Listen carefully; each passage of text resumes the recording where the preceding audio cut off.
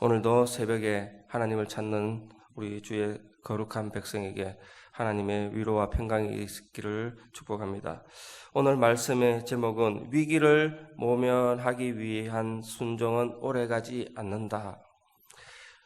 위기를 모면하기 위한 순종, 그것은 오래가지 않는다라는 말씀으로 오늘 함께 나누고자 합니다. 오늘 본문은 바벨론에 의해 예루살렘을 향하여 이렇게 바벨론이 오고 또 바벨론이 멸망하기 직전에 주어진 말씀 중에 하나입니다. 보다 정확하게 말하자면 예루살렘을 제외하고는 서편의 두 요새인 라기스와 아세가만 남고 모두 점령당하게 됩니다. 이 전 국토가 바벨론의 땅에 바벨론의 그런 군대 앞에 정복당하고 있을 그때에 주신 말씀입니다. 이때도 시드기야 왕을 비롯한 유다의 사람들은 저 예루살렘만은 절대로 멸망하지 않을 것이다, 정복당하지 않을 것이다라는 자신감이 있었습니다. 왜냐하면 이 예루살렘은 높은 고지대에 있는 이러한 성읍들로 올라가기가 너무 힘든 성읍이요, 천연의 그런 방패가 되는 그런 성읍들이었고, 특별히 하나님이 함께하는 성읍, 하나님이 보호하시는 성읍, 영원한 왕이 있을 수 있는 그 성읍으로 여겨졌기 때문이었습니다. 시드기야 백성들은 안식년이 되면 동족의 그 종된 그 몸들을 자유하게 하는 율법을 따라서 유다에서 이 법을 시행하기로 서로 간에 합의를 했습니다. 오늘 8절 9절 말씀에 그렇게 되어 있습니다. 그래서 모든 고관들과 백성들은 각자의 종들을 포로 주었고, 그동안 이 율법을 지키지 못하고 무명무실하게 된 그 율법들을 다시 한번 꺼내서 지키게 하였습니다. 약속하였습니다. 유대인의 종에 대해서 율법을 이렇게 살펴보면 율법에 히브리 사람이 종이 되었을 경우에 가난한 그 상태에서 가난한 몸으로 스스로 종이 되었을 경우에는 6년 동안 섬기게 하고 7년 동안 7년에는 주인에게 놓게 이렇게 명령을 하였습니다. 한 가지 예외는 주인이 뜻이 아니라 자유를 원하던 그 종이 다시 종이 되기로 작정하면 귀에 구멍을 뚫고 이제는 다시 종이 되지 않겠습니다는 그런 약속을 하고 종의 몸을 두게 되었습니다. 이러한 노예의 그런 이야기들은 구약 시대에 보면 계속적으로 이야기가 나옵니다. 말씀에서 계속적으로 이야기가 나옵니다. 이것은 종을 놓아주었다는 율법의 이야기, 놓아주어야 하는 율법의 이야기를 지키지 않고 또 안식년, 희년이 되어도 놓아주지 않는 그 상태가 계속되었기 때문입니다. 이제는 이러한 말씀을 지키지 않아도 아무런 해가 없고 또 지킨다고 해서 아무런 이익이 없는 시대가 계속적으로 되어 왔습니다. 이러한 이때에 유다 말기에 히브리 노예들이 많이 있었고 어렵고 힘들고 전쟁이 계속되는 상황에서 스스로 또는 타의로 종이 되는 사람들이 너무나도 많았습니다. 이때에 바벨론에 의해 예루살렘이 함락되기 가까워진 이때에, 절박한 이때에, 하나님의 심판이 있는 이때에 백성들 또 왕들은 두려워하기 시작을 합니다. 그리고는 어떠한 마음을 품게 되었는지는 알 수 없으나, 어떠한 상황이 된지는 알 수 없으나 이 노예를 놓는 합의를 고관들과 백성들과 귀족들과 제사장들이 하게 됩니다. 그리고는 나라의 법으로 선포하면서 노예를 또 종들을 놓아 주어라고 또 그렇게 합의하였습니다. 이것은 여러 가지 이유가 있겠지만 신학자들은 또 그때의 상황을 연구하는 사람들은 이 땅에 군사들이 모자라서 그 사람들을 채용하기 위해서 종을 놓아 주었다, 또는 양식이 부족하여서 노비들을 먹여주고 먹일 그런 양식들이 없어서 놓아주었다. 또는 백성들의 어떠한 환심을 사기 위해서, 또 나라를 다시 세우기 위해서, 민심을 회복하기 위해서 그렇게 했다라고 말하기도 합니다. 어쨌든 그것을 어떻게 실행하였든지 어떤 마음으로 하였든지는 알 수 없으나 이러한 조치는 하나님의 마음에 흡족한 그 모습이었습니다. 원인을 알 수 없고 이유를 알 수 없고 어떤 상황이 된다고 예측은 할 수 없지만 그 상황을 만들어간 것은 어쨌든 하나님의 마음에 합당한 것이었습니다. 오늘 우리에게도 이렇게 말씀할 때가 있습니다. 저 사람은 무슨 목적으로 교회에 오고 무슨 목적으로 성가대를 섬기며 무슨 목적으로 이렇게 구약을 섬기며 성도들에게 잘하는지 모르겠다. 분명히 꿍꿍이가 있을 사람이다 라고 말하는 때가 있습니다. 그러나 하나님은 때때로는 그러한 마음에도 불구하고 그러한 심령에도 불구하고 상황에도 불구하고 그 사람을 귀하게 쓰고 어여삐 여겨주신다는 것입니다. 이것은 무엇입니까? 그것이 바로 복음이라는 것입니다. 그 사람의 상황, 그 사람의 내용은 상관없이 오직 그 사람의 믿음만을 바라보는 것이 바로 하나님의 마음이라는 것입니다. 우리가 잘나서 이 자리에 있는 것이 아니라 우리가 특별히 하나님의 더 사랑받는 일들을 해서 이 자리에 있는 것이 아니라 하나님의 사랑, 하나님의 구원은 전적으로 하나님께 속하다라는 것을 말씀해 주고 있다는 것입니다. 세상에 잘난 사람들만 예수 믿고 구원받는다면 우리는 감히 이 자리에 설 수조차 없습니다. 하나님 보시기에 사람이 잘나면 얼마나 잘났겠습니까? 하나님 보시기에 사람이 깨끗하면 얼마나 깨끗하겠습니까? 하나님 보시기에 우리들은 속된 말로 독인 객인 이놈이나 저놈이나 다 똑같은 또 죄인임을 우리는 드러낼 수밖에 없습니다. 어쨌든 시드기야와 고관 대작들은 하나님 앞에 또 칭찬받는 일들을 하였습니다. 이때에 이러한 언약과 이러한 당대의 방식이 체결되었던 이때에 바벨론의 공격이 또한 잠시 느슨해지기 시작을 했습니다. 한숨 돌리기 시작을 했습니다. 그러니 이제 놓아두었던, 이제 풀어주었던 종들이 이제 눈에 들어오기 시작을 하는 것입니다.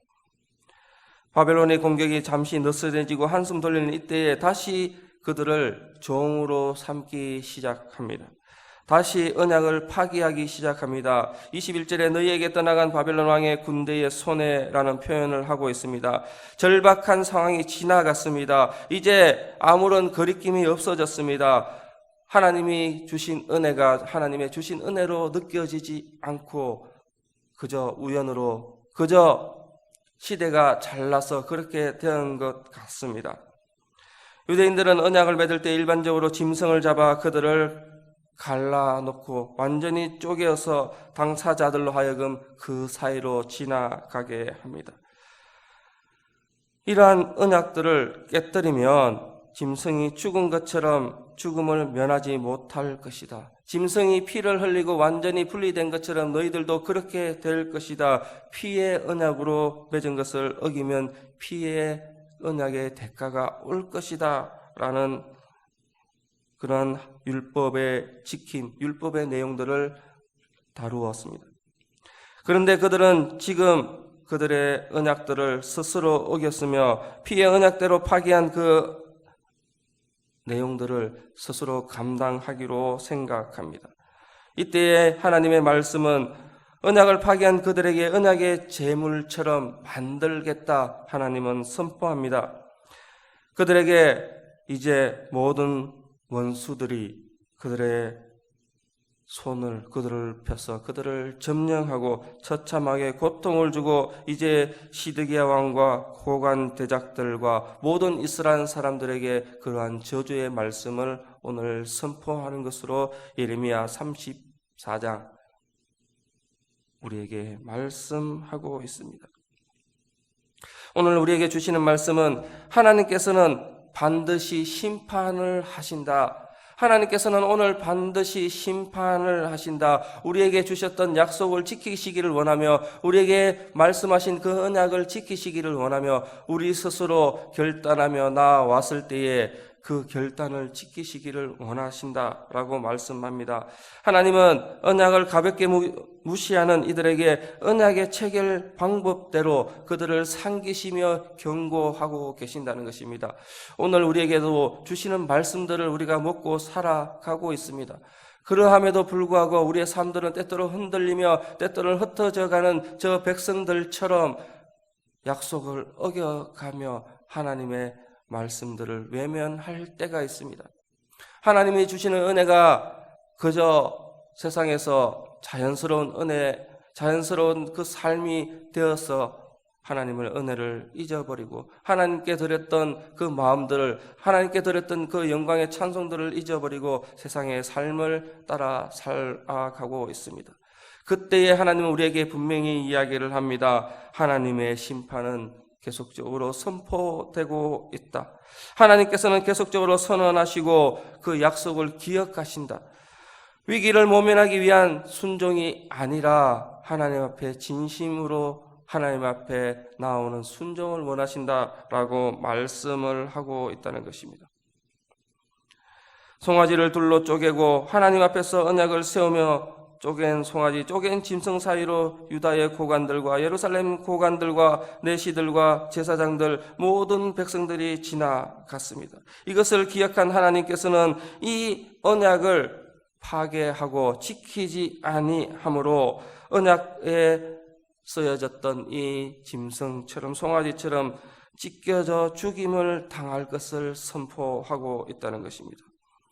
하나님은 그들에게 자유를 선포합니다. 이것은 그들에게 주어지는 자유가 아니라 저주의 자유가 되는 것입니다. 하나님께서 보살펴 주셔서 유다의 백성들이 놓아지게 하고 평안하게 하고 샬롬의 은혜를 주셨고 바벨론을 물러가게 하셨는데 그들의 그 자유를 돌이켜 다시 종으로 삼았고 종으로 다시 강제로 들여오게 한 그것들을 하나님께서는 자유로 빗대어서 바벨론에게 자유를 주어서 원수들에게 자유를 주어서 너희들도 그렇게 할 것이다. 놓아졌던 그 상황에서 다시 제된 모습으로 심판받는 모습으로 찢겨진 모습으로 그렇게 될 것이다. 바벨론의 군대는 다시 돌아와서 유다와 예루살렘을 무너뜨리고 불사르고 처참한 황무지 돌이킬 수 없는 그 상황으로 가게 될 것이다 말씀하고 있다는 것입니다. 하나님은 우리에게 순종을 말씀하고 있습니다.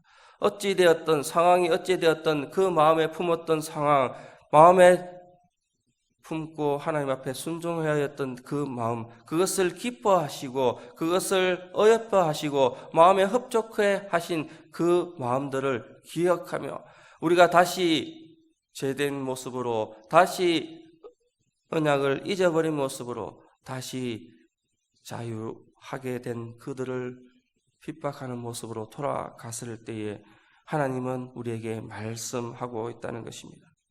하나님은 우리에게 순종을 원하십니다. 말씀대로 살기를 원하십니다. 결단대로 살기를 원하십니다. 이러한 순종은 결코 우리에게 겁을 내어서 주는 순종이 아니라 두려움 때문에 오는 순종이 아니라 상황이 호전될 때까지 잠시 기다리는 순종이 아니라 마음으로부터 또 삶의 자리에서 상황이 변한다 하더라도 흔들리지 않는 순종을 원하고 계시는 것입니다. 하나님께서 우리에게 원하시는 순종은 믿음의 순종이며 하나님을 사랑하고 하나님 말씀을 기억하고 말씀 따라 살기로 결단하는 그 마음의 순종이며 마치 히브리 노예가 주인을 사랑하여 주인의 집에서 평생 노예로 지내는 것이 그래서 길을 뚫음으로써 온 가족이 그 주인을 섬김으로 그 가정이 평안해지는 순종, 자발적으로 드려지는 그 순종, 노임에도 불구하고 하나님 앞에 따라 살기로 결단하는 순종을 원한다는 것입니다. 성도 여러분, 오늘도 그러한 삶을 살아내기를 결단하시고 하나님 앞에 이 순종의 마음이 예배를 드리고 찬송하고 기도하고 하나님의 말씀을 선포하는 자리에 내가 서겠다, 신앙의 그 모습을 찾아가겠다 결단하는 모습이 흔들리지 않도록 오늘도 하나님 말씀 붙들고 살아갈 수 있도록 결단하시기를 축복합니다. 그러한 축복이, 그러한 결단이 하나님께서 주시는 평강의 은혜로 삶의 축복으로 하나님이 칭찬하는 그의 성도의 삶이 될 것입니다.